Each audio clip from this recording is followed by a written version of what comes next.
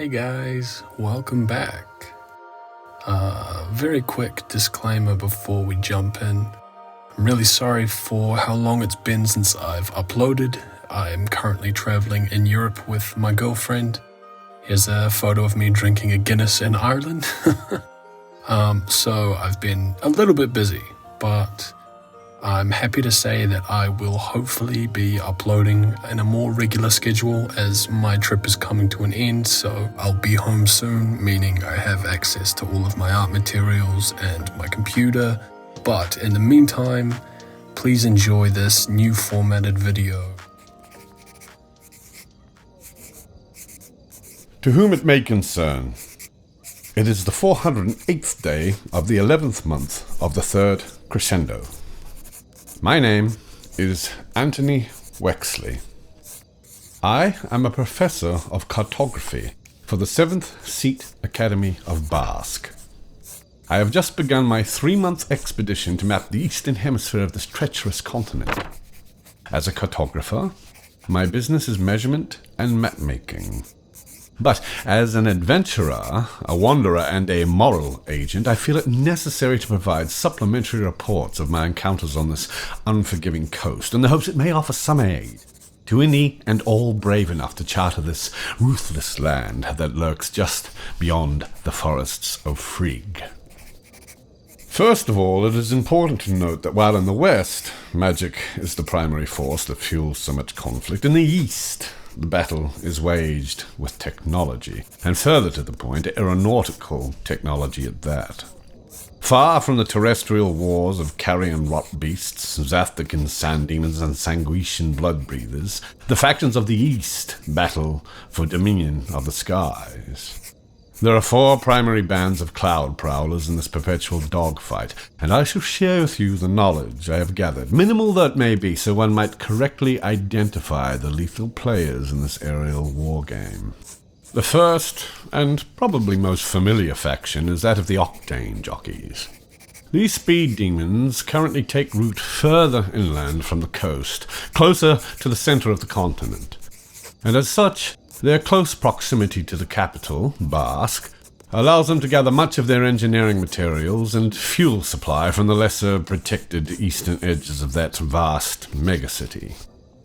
This gives them a uniquely developed and sophisticated aerial arsenal, as they are equipped with the most advanced anti-gravity and high-velocity machine parts that the world has yet seen. While the military forces of Basque have put this technology to use in the honourable wars waged on the Western Front, the octane jockeys opt instead to hotwire, jerry-rig, and scrapjack their way into an unbridled pursuit of speed. To the octane jockeys, velocity is their edge in the skies, their main weapon against the various armaments of their foes, and they wield it like the talons of a peregrine falcon. The second band of brigands worth noting are the formidable Thunder Junkies, led by the imposing Duke Lichtenberg. Less concerned with raw speed and more obsessed with the raw power of the storm, these reckless sky scavengers prowl the edges of the world's most volatile tempests, searching for parts from downed aircrafts. Their home territories lie along the storm-choked coastlines where violent squalls are a near constant. Unlike the sleek and futuristic machines of the octane jockeys, Thunder Junkie crafts are battle-scarred and jagged, built to withstand gale-force winds, torrential rain, and direct strikes from lightning bolts. Their engines, modified to siphon and store electrical discharge from specialized silver Tesla mesh sails, crackle with volatile energy, giving them short, devastating bursts of speed, electrical weaponry powered by the sky itself. To the Thunder Junkies, a storm is not an obstacle, but an opportunity. They are storm chasers in the most literal sense, deliberately steering their ships into the heart of raging tempests while their rivals sheepishly retreat.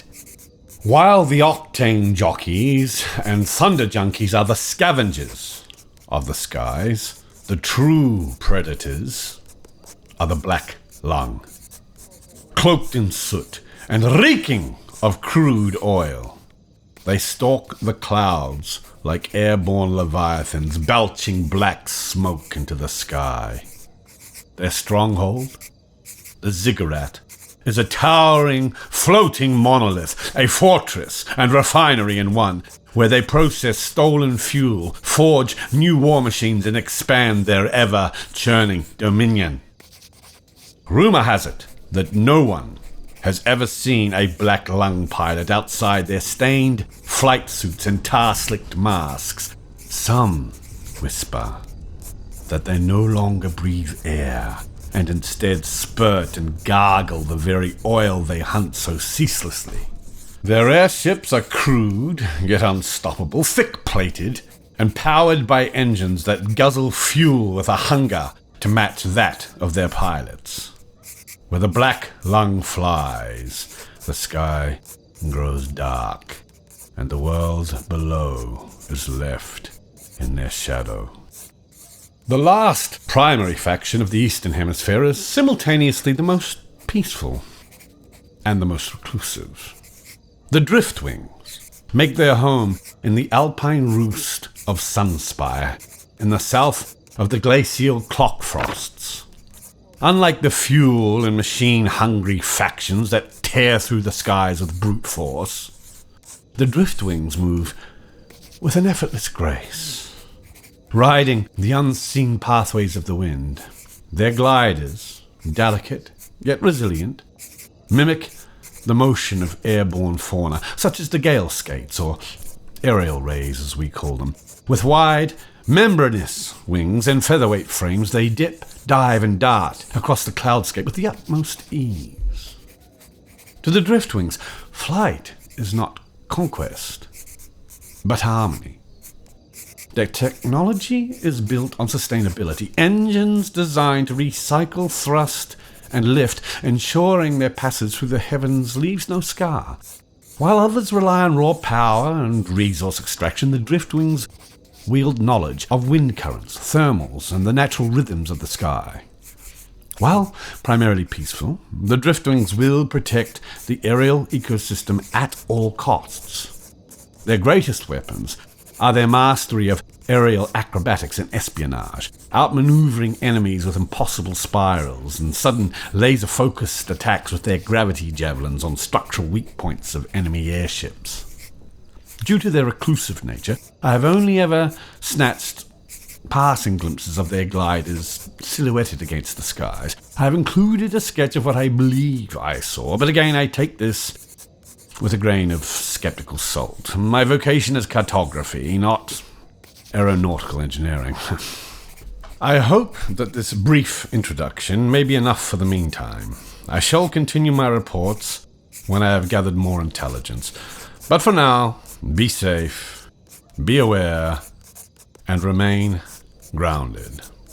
Yours sincerely, Anthony Wexley.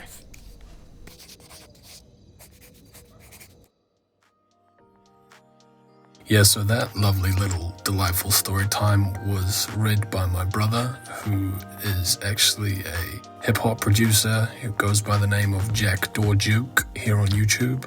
I will link his channel in the description, so be sure to check him out, because huge favor to me is I do not have the voice of a 40-year-old man, so I couldn't quite pull off Anthony Wexley's voice, despite how hard I tried. But anyhow, again, sorry for the delay. Please like, share, and subscribe if you like this. And I will hopefully, as I say, be resuming my semi-regular uploads again. And I'm looking forward to taking this project into some new territories. So thanks again for watching, and I will see you in the next installment.